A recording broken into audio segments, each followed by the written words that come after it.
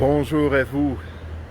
Hier, notre fils nous a contactés pour nous dire qu'il voulait qu'on puisse sortir ensemble puis aller manger ensemble dans un endroit un petit peu différent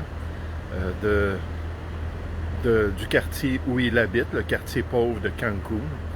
On est parti, puis on est allé manger avec lui, puis c'était tout un quartier artisanal, c'est-à-dire qu'il y avait des gens de la région qui avaient préparé là, des petits kiosques qui vendaient des vêtements, qui vendaient des fleurs, qui vendaient de la nourriture. Puis alors qu'on était là-bas, ben, il s'est acheté son repas après sa journée de travail. Puis nous, on a pu voir tous ces kiosques-là, justement, qui préparaient de la nourriture pour les touristes, mais aussi pour les gens locaux. Puis voir comment est-ce que c'était bien différent comme alimentation, c'était bien différent comme approche aussi.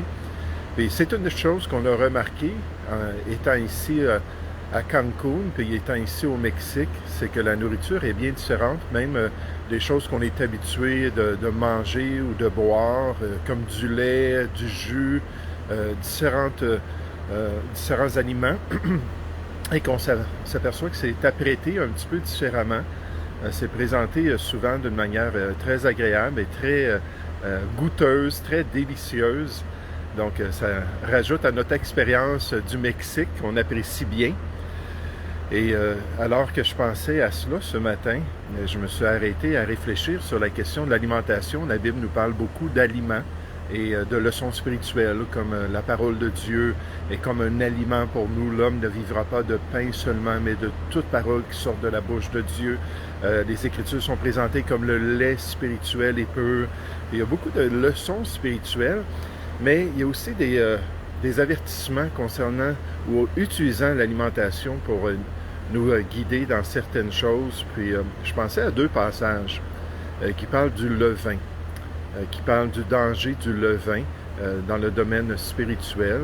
Un des deux passages, c'est dans 1 Corinthiens, chapitre 5. Puis quand je pensais à ces deux éléments-là qui sont présentés, je voyais vraiment deux faiblesses dans nos milieux évangéliques, dans nos églises chrétiennes, deux faiblesses potentielles qui existaient même au premier siècle. Et dans 1 Corinthiens, chapitre 5, on nous parle de cet homme-là qui couchait avec l'épouse de son père, nécessairement si ce n'était pas sa mère. Mais il y avait des relations avec elle, l'Église était au courant, l'Église était fière de leur liberté en Christ et du fait que cette personne-là pouvait même faire quelque chose du genre. Puis, juste un instant. Puis, alors qu'il mentionne cela, il parle du fait que c'est quelque chose dont ils auraient dû avoir honte, ce péché-là d'adultère. Puis au contraire, ils étaient fiers. Puis là, il leur mentionne dans 1 Corinthiens 5 au verset 6, il leur dit, ne savez-vous pas cette vérité-là qu'un peu de levain fait lever toute la pâte? Donc, on vient à l'alimentation, à la cuisson, à la puissance du levain pour faire lever le pain.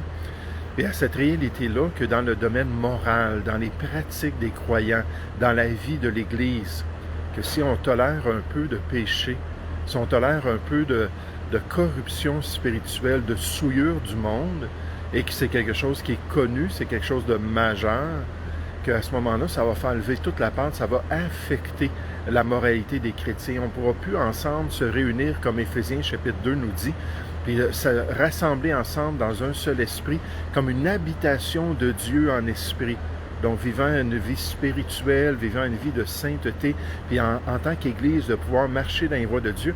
Puis moi, je vois vraiment ça comme une faiblesse au niveau de la moralité des chrétiens. Ils tolèrent un peu de levain. Puis ça vient corrompre leur bonne mœurs, ça vient corrompre leur pratique et leur vie chrétienne. Maintenant, il y a un autre passage des Écritures qui nous mentionne ça aussi. Cette question-là du levain, c'est dans Galates chapitre 5.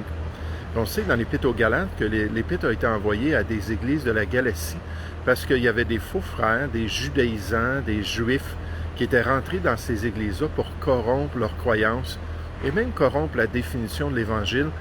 Puis là, l'apôtre Paul dit qu'un peu de levain fait lever toute la pâte. Puis là, il parle de fausses doctrines. Lorsqu'on tolère de faux enseignements, lorsqu'on tolère une corruption au niveau théologique, au niveau de l'enseignement biblique, là, il dit que ça fait lever toute la pâte. Puis il dit, ôtez le vieux levain, débarrassez-vous de ces influences-là pour que vous puissiez justement marcher avec le Seigneur puis vivre correctement. Puis encore une fois, dans les milieux évangéliques, je trouve qu'il y a cette faiblesse-là au niveau de la doctrine. Souvent, on va dire, la doctrine, ça divise les chrétiens. La doctrine, c'est pas important. On devrait tous être unis dans le Seigneur. Alors que la Bible dit aux pasteurs, puis dit nécessairement à l'Assemblée chrétienne, qu'il faut vraiment s'attacher à la saine doctrine, à l'enseignement qui n'est pas contaminé, qui n'est pas souillé, qui n'est pas infecté par les pensées du monde. Puis alors que je pensais à l'alimentation, je pensais à cet aspect moral, qui est une faiblesse, selon moi, dans les milieux chrétiens. Puis on doit travailler à cela, à sanctifier nos vies, à consacrer nos pratiques au Seigneur, pour qu'un jour, lorsqu'on va paraître devant Christ, comme 1 Thessaloniciens 5, au verset 23 nous dit, le verset 24 nous dit que c'est Dieu même qui veut faire ça dans notre vie, que notre corps, notre âme et notre esprit va être irréprochable devant lui dans la sainteté. Et c'est ce que Dieu veut. Donc, on doit travailler sur notre moralité, sur nos pratiques chrétiennes, notre conduite. On doit se sanctifier dans toute notre conduite. 1 Pierre 5,15 nous dit. Puis ensuite, au niveau de l'enseignement, au niveau de nos croyances, au niveau des doctrines qu'on accepte. Puis de la même manière, on doit s'assurer de vraiment suivre la saine doctrine et pas permettre à de faux enseignements et à de la corruption spirituelle de venir nous affecter. Donc, c'est une petite exhortation pour nous dans ces deux domaines de tendance évangélique, de vraiment nous assurer de marcher droitement devant le Seigneur et d'accomplir sa volonté. Puis c'est lui-même qui veut développer ça en nous. Il est saint en toutes choses, puis il nous appelle à être saints en toutes choses, par sa grâce nécessairement, et pour notre encouragement. Donc, que le Seigneur vous bénisse aujourd'hui, puis vous guide dans ses voies.